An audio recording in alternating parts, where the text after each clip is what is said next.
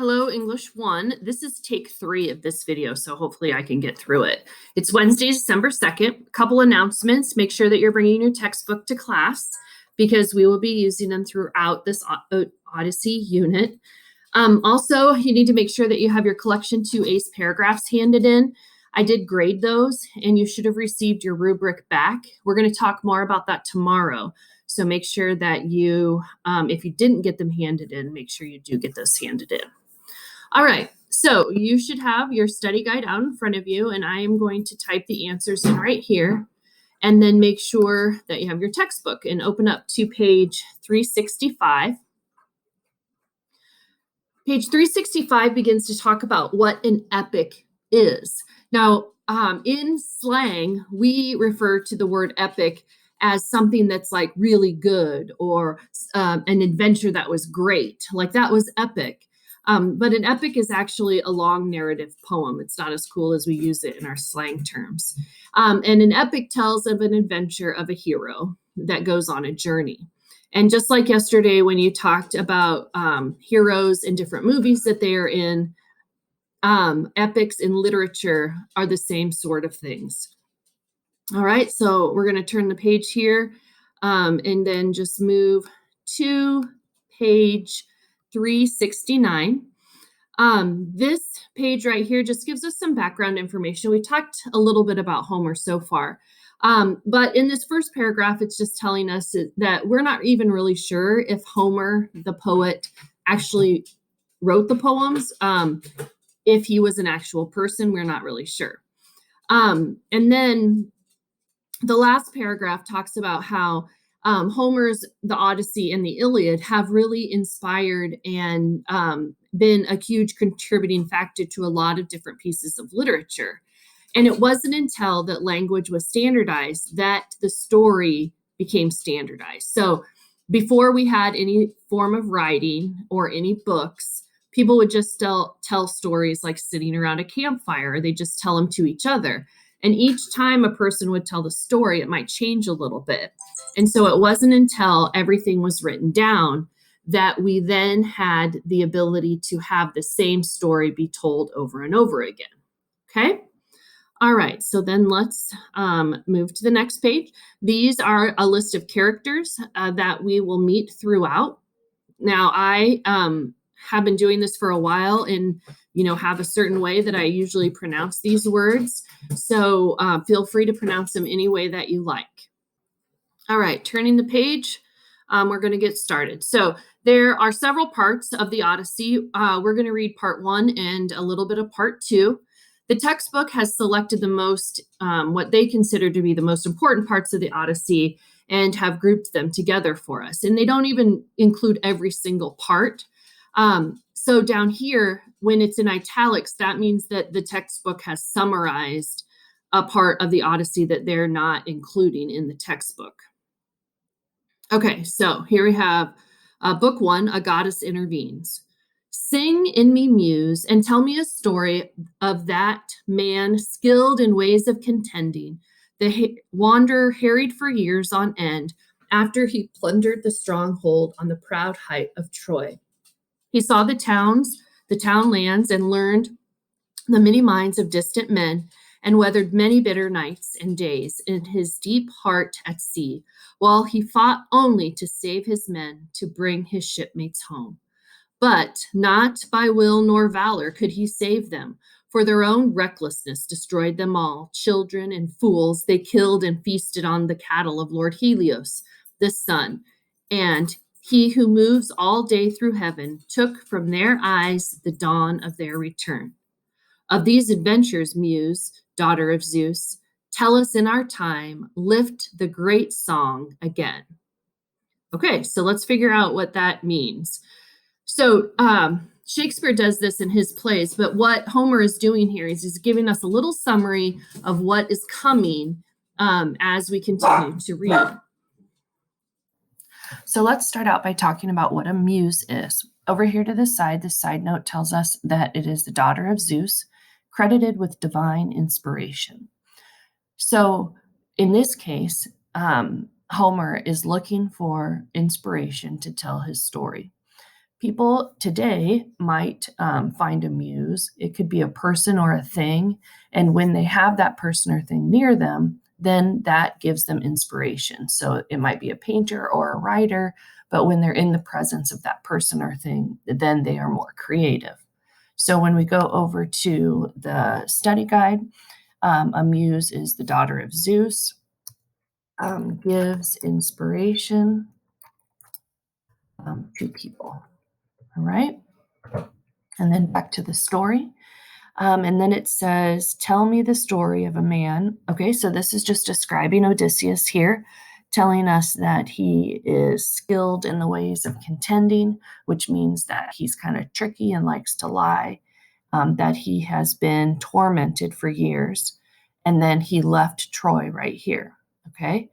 And then it says he traveled many lands, and it said, that he fought to save his own life, but to bring his shipmates home, but not by will nor valor could he save them, for their own recklessness destroyed them, because they feasted on Lord Helios's cattle. All right, so back to the study guide.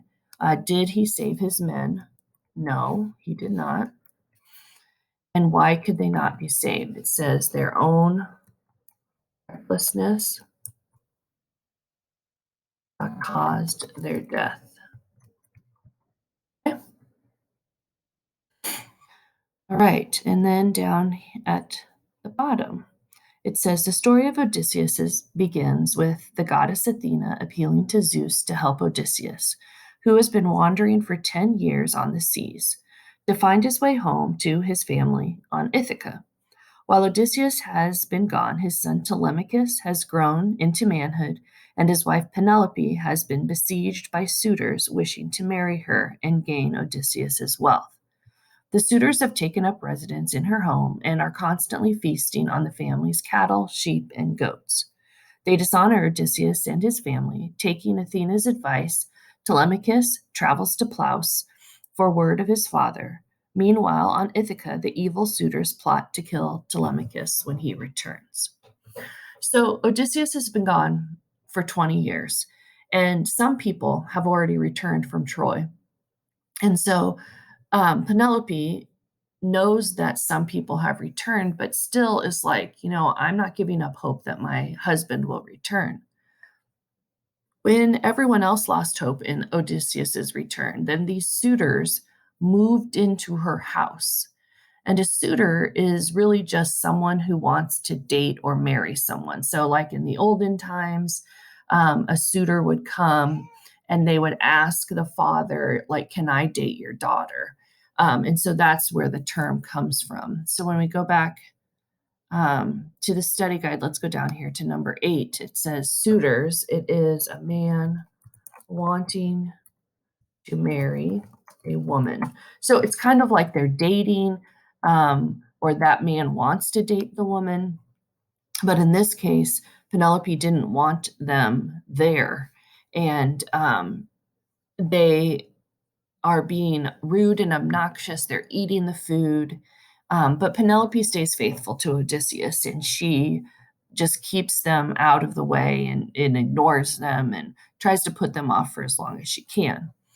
So Athena, again, because she really likes Odysseus, steps in here to try and save his family. And she catches word that the suitors want to kill Telemachus. So she sends Telemachus to Plaus and says, hey, by the way, I think I heard word of your father. And so in doing so, then that kind of saves his life. So let's take a look here at these other questions. So Athena is the goddess, and she likes Odysseus. And she's talking to Zeus here. Odysseus' son is Telemachus, and I'm just going to copy and paste this. Telemachus, Telemachus.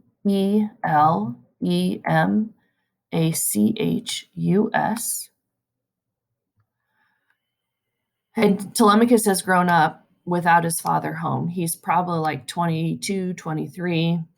And so all of his life, Odysseus has been gone. And then Penelope is Odysseus's wife. Okay. Penelope spelled Penelope.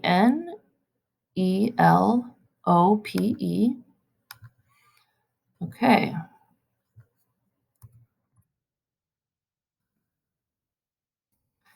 All right. Why have the suitors taken over?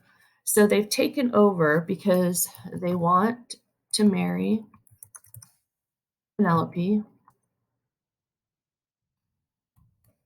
and really they want Odysseus's wealth. Okay. Why is Telemachus going to Plaus? He heard word of his father, and Athena is, Athena, Athena is protecting him. Okay. All right. So let's go back. All right. So that is the information there. Okay. So book 9 is called The New Coast and Poseidon's Son. So remember, this part is summarized from different pieces that the textbook did not include. So here's what it says. For 7 of the 10 years Odysseus has spent wandering the Mediterranean Sea, he has been held captive by the goddess Calypso on her island. In book 5, Zeus sends the god Hermes to tell Calypso to release Odysseus. She helps him build a raft on which he can sail to his destination. He must sail for 20 days before landing on the island of Scheria, where he will be helped in his effort to return home. In books 6 through 8, Odysseus is welcomed by King Alcinous, who gives a banquet in his honor. That night, the king begs Odysseus to tell who he is and what has happened to him. In books 9 through 12, Odysseus relates to the king his adventures. So the story so far is starting at the end. So this is what has happened after the Trojan War. Odysseus is on his way home, and all these things have happened. We're like year 9, okay? And so it's at the very end, and then it's going to have this flashback. And I have this nice poster that I usually hang up to show everybody where we start. So I'll show you that when I get back. So Odysseus spends 7 of his 10 years with a beautiful goddess on her island. Now, this goddess happens to be immortal, and Calypso says to Odysseus, come and grow old or come and live with me. You'll never grow old. I will make you immortal. And Odysseus is like, no, I don't want to do that. I want to go home to my wife, Penelope. And Calypso can't understand that because Calypso knows that Penelope has aged, and she doesn't understand why Odysseus would want to age. Just let's be immortal together. So towards the end of this 7-year relationship with Calypso, Odysseus is said to have spent his nights in Calypso's bed, and then he would spend the days sitting on a rock looking out at sea, crying because he wanted to come home. Then Athena sees this, and she sends Hermes down to tell Calypso to let Odysseus go. And so Calypso does. She gives him the stuff to build a raft, and then he sails on and stops in Scheria, where King Alcinous is. So down here, this bottom sentence, it says, that night the kings beg Odysseus to tell who he is and what has happened to him. Now, this is what is called the rite of hospitality. During this time, when strangers would come to your home, you would welcome them in, you would shower them with gifts, you would feed them, you would give them wine, you would let them sit in the best seat of the house, and you would just pamper them. And then, after a while, you would ask who they are. Now, the reason why they did this is because sometimes gods and goddesses would come to your house in disguise. And if you opened the door and were like, yo, who are you? Why are you here? That would anger them. And you didn't want to anger the gods and goddesses. Now, there's no formal religion, no Christianity, no Catholicism, anything like that. And so people prayed to the gods and goddesses, and they sacrificed important things to them in hopes of, their prayers being answered or getting what they want. So pleasing the gods and goddesses is super important. So if you think about us today and how we welcome strangers in our home, it's very, very different. A stranger comes to my house, I don't even let them in. Like I go out on the porch to talk to them, and I want to know who they are and what they want right away. So it's a very different way of welcoming people in.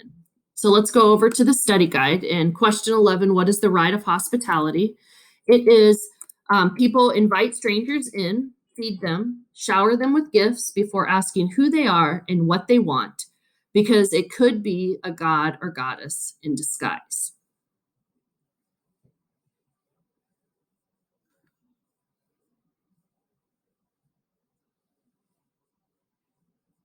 So, where is Odysseus? Odysseus is in King Alcinous's court in Scheria.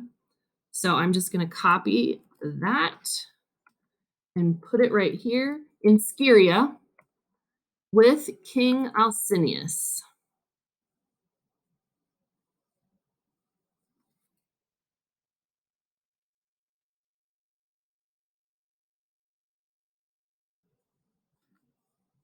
Okay. All right. So King Alcinous says to Odysseus, "Who are you? And tell me some stuff about you." And so Odysseus finally decides to tell who he is. Now, other people have returned home from the Trojan War, and they know that Odysseus has not. And so people have been wondering where Odysseus has been this whole time. I am Laertes' son. What shall I say first? What shall I keep till the end? The gods have tried me in 1,000 ways, but first my name. Let that be known to you, and if I pull away from pitiless death, friendship will bind us, though my land lies far ahead. I am Laertes' son. Men hold me formidable for guile in peace and war. This fame has gone abroad to the sky's rim. My home is on the peaked sea mark of Ithaca, under Mount Neon's wind-blown robe of leaves. In sight of other lands, Dushalum, same wooded Zacharith Ithaca, being most lofty in that coastal sea. The northwest, while the rest lie east and south. A rocky isle, but good for a boy's training. I shall not see on earth a place more dear, though I have been detained long by Calypso, loveliest among the goddesses, who held me in her smooth cave to her heart's delight. As Circe of Aea, the enchantress, desired me and detained me in her hall. Where shall a man find sweetness to surpass his home and his parents in far lands?